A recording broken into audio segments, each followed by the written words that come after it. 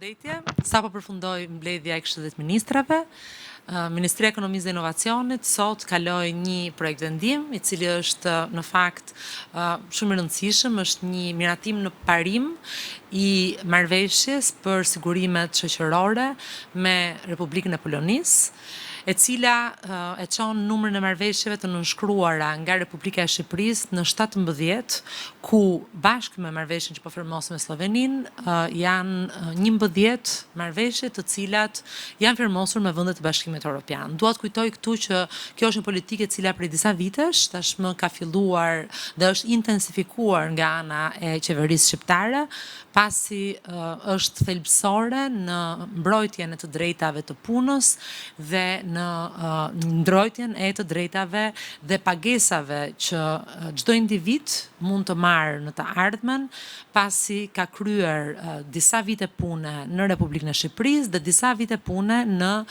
një vend tjetër. Ka qenë një problem i cili ndër vite është mbartur. Ne, siç e dini, gjatë vitit të kaluar kemi firmosur dhe ratifikuar marrëveshjen me Italinë që është më e rëndësishmja, pasi numri i shqiptarëve që punojnë dhe jetojnë në Itali është shumë i lartë. Deri tani janë rreth 20.000 shqiptarë që kanë përfituar nga marrëveshjet që ne kemi firmosur për njohjen e viteve të kontributeve të sigurimeve shoqërore.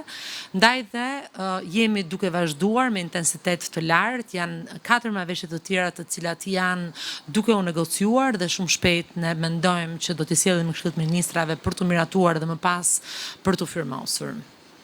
Faleminderit.